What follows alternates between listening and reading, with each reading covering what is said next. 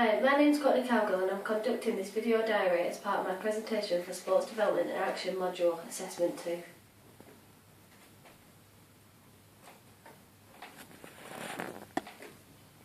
This video diary will show how the placement with Pendle School Sports Partnership has developed my understanding of the wider social benefits that community sports development programmes and practices attempt to bring. I'm going to start off by going through a placement introduction. With this I'm going to go through where I'm doing my placement, who I'm doing my placement with and what my placement organiser does. I'm conducting my placement alongside Fiona Callahan. Fiona Callahan is a school games organiser. She works for the Pendle School Sports Partnership.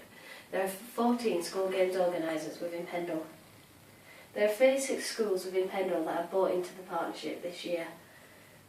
There are 36 schools within Pendle, however only 32 of them have bought into the partnership this year. Schools have to pay a fee in relation to how many students they have in the school. Usually they pay a fee of £8,000, however this differs as it's calculated by the number of pupils aged 5 to 11, and if there's more than 17 pupils in a class they have to pay an additional £5 per pupil. Social benefits. While undertaking my placement in semester 2, my understanding of the wider social benefits that community sports development programmes such as Pendle School Sports Partnerships attempt to bring has developed. Social benefits that Fiona Callahan organises is improving health and fitness, improving education, reducing crime, improving individual development and allowing opportunities for disabled children to participate in sport. Improving health and fitness. A social benefit that Pendle School Sports Partnership bring is improving health and fitness. They do this by organising sporting events throughout the year, so children are able to participate in sport. They involve everyone, no matter what level of fitness they are at or whether they have a disability. Although they do this now, this was not always the case last year. Pendle School Sports Partnership main focus was keeping the people that are already involved in sport sporty. So if people in the school say really enjoyed sport, really good at sport, they only organised competitions for them. They didn't think about the other 80% of pupils that maybe hadn't had the chance to participate in sport, or that maybe don't like participating in sport. They don't think about them. They don't think about adding them into the competition calendar. That's why now they've come up with the new strategy, Sport in Future. It's a new strategy for an active nation, and within this strategy they have 5 specific strategies that they focus on. They mainly focus on physical well-being, mental well-being, economic development, social development and individual development.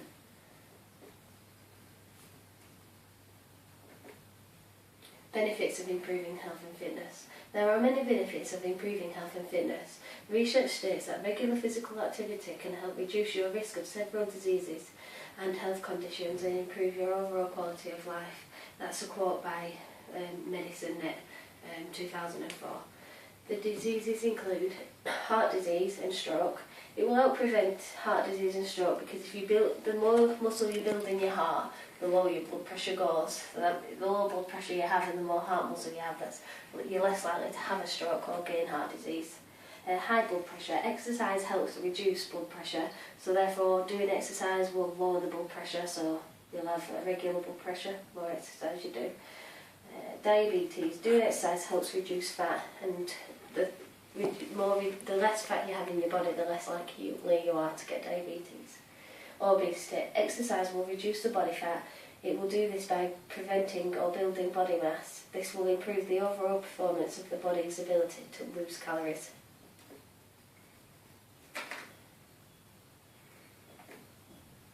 Improving education. A new scheme that Pendle School Sports Partnership are getting involved with is the Run a Mile a Day. The Run a Mile a Day scheme started in February 2012 by Elaine Wildlife. Elaine Wildlife is a head teacher of a large Scottish primary school. What the Mile a Day consists of, so it's running 15 minutes a day, outside in the fresh air no matter what the weather. There's no equipment needed, children can do it in the school uniform. It's inclusive, everyone within the school can do it, whether you have a nursery, from nursery to year 6, everyone participates. The children have a choice between running, jogging and skipping.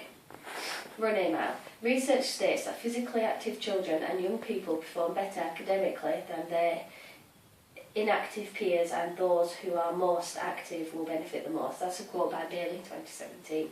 Therefore, in my opinion, if every child gets involved within the mile a day, all educational results will be improved. This is why Fiona is trying to get as many schools as she can involved with the mile a day run. Here I've got a video just highlighting what the benefits that children get from it and the head teachers get from participating within this mile a day run. You can see in the children that they're more focused, they're more concentrated, they seem more settled, and then all of those things build into self-esteem, and again the rewards from the progress and getting better and working at something is tenfold. It makes you quite happy actually. You're in a good mood when you come out of the mile. I always find them in a good mood. I feel a lot more cheerful, and I'm happy to get on with my work. A lot more than I was before the mile. I feel like because I've had a little bit of a break and like a chance to think, I can focus more because I feel like happier as well. We certainly found by just getting stuck in, going for it, it's so easy. You can just put your trainers on, you go outside, you do the run and you come back in. It's really accessible, and a lot of initiatives in schools sometimes are quite difficult to put into place, whereas this was easy. I think it's been brilliant. It's a great initiative. So as you can see from the video, everyone can take part at once, so it's easy. So one teacher, so just a normal class teacher, can do this physical activity with them. And in my opinion, this is beneficial because they don't have to hire someone to come into schools. They can use a class teacher. So they'll get, with the funding money they receive from Pendle School Sports Partnership, they'll get further with it. It's got all of the children involved. They've been able to see their progress over time, steadily getting better. It's been great for their concentration, their overall well-being within the class, as well as doing the mile every day. It's been really good for their dedication as well, something that they've worked at for a long period of time and steadily improved. How does it feel? It feels really good actually. It feels really good? Yeah. How many more laps have you got to do? Two. And how long does it take for you to recover? About 30 to 20 seconds. Yeah, it's just nice to sit down afterwards. And then you feel really good. Why do you enjoy this run? Because it's just a breath of fresh air. And how do you feel when you get back in the classroom? I feel more energetic and happy.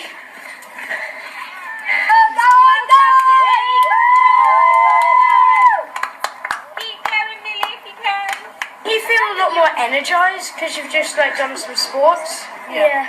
It's a lot more fun because you take more out of your learning because you've had lots of fun running out, getting some fresh air.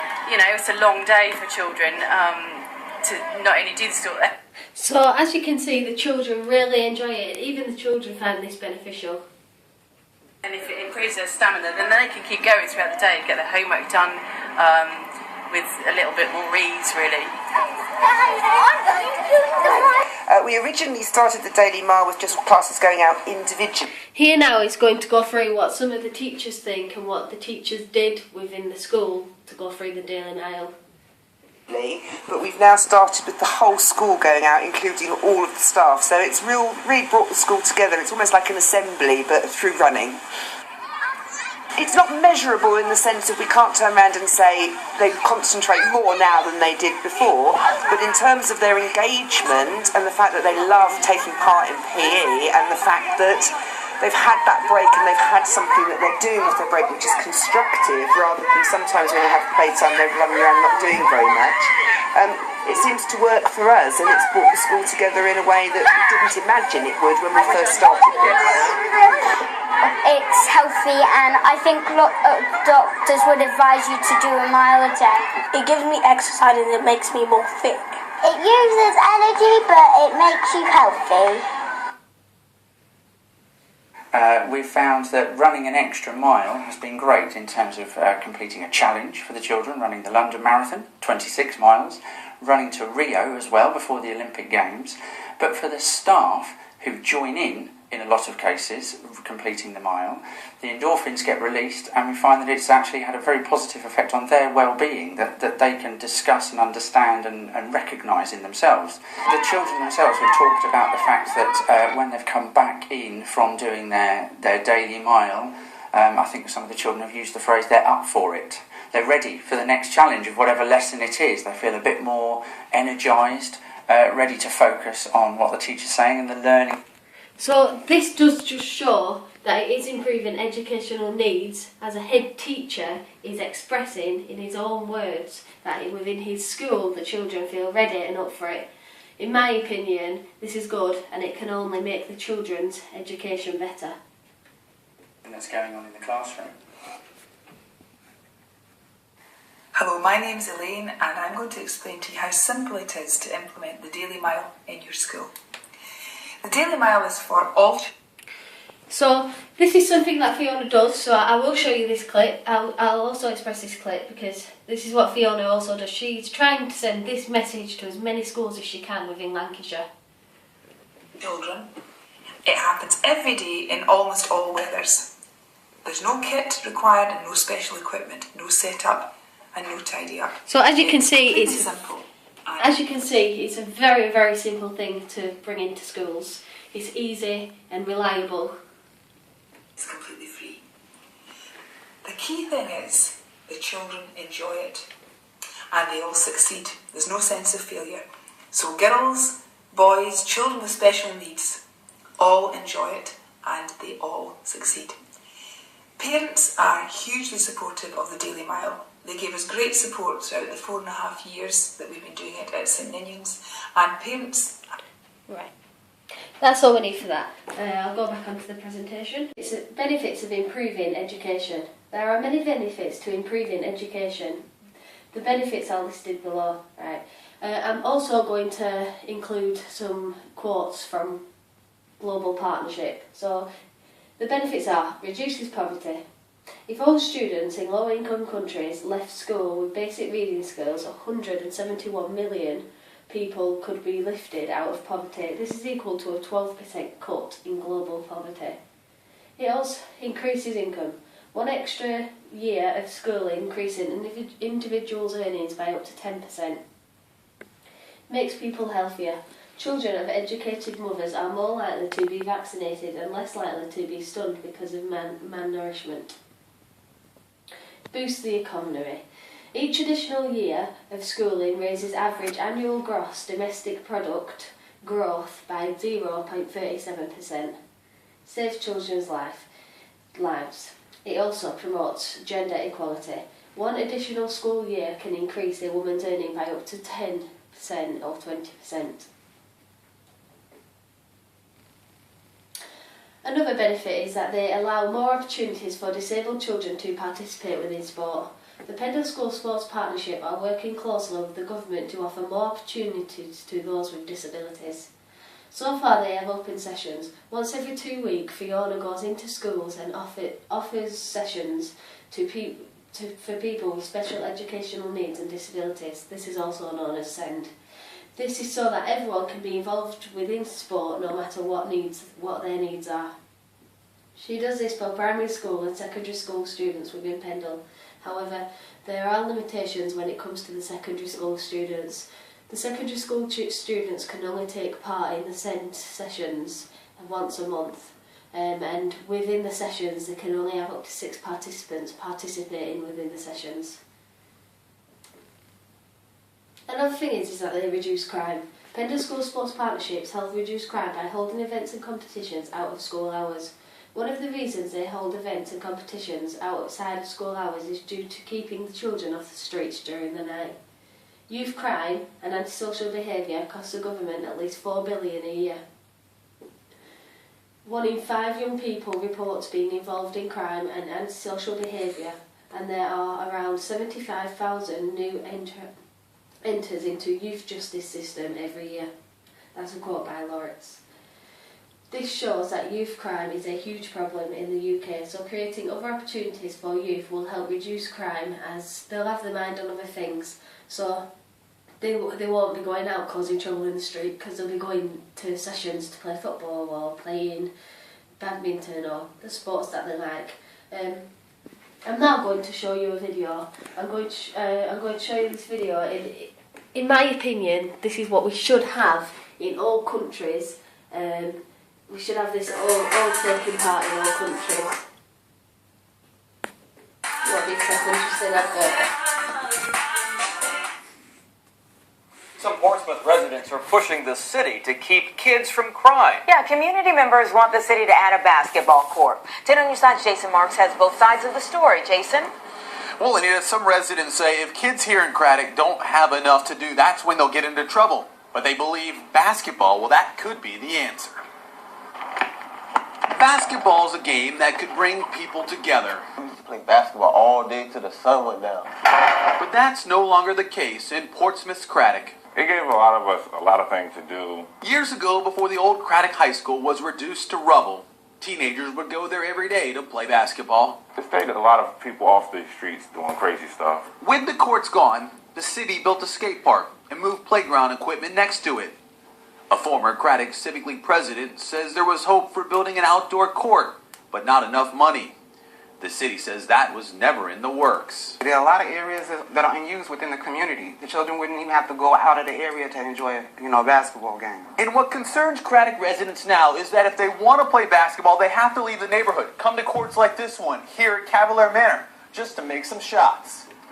So this shows that, I know it's within America, but it's just the same in this country. If people have to travel to get to where they want to be to play the sports they want, they're more likely to cause trouble on a bus. Young people all messing around, children more likely to cause trouble on a bus, transporting, getting there. This is why these are arguing that they need a basketball court within their town, because it is efficiently stopping crime from being made. No one really feels like going all the way to Brighton, Cavalier Manor and stuff like that, because if you don't have a car, that's a long walk. Residents believe a court would help cut down crime, giving teenagers something to do. You may see teenagers walking around idle. Maybe they'll just do things they shouldn't be doing just because there's nothing for them to do. I think a basketball court would actually, you could hold gatherings there. You could cookouts, reunions, peaceful gatherings, like, it would just help. For now, a basketball court in Craddock remains sidelined, but there's hope someday that will change. Some people skate, some people play basketball, and it'll open up a lot. And city officials say they have made they have done other things here. That's it for now. That's all I'm gonna show you within this video. This part of the video.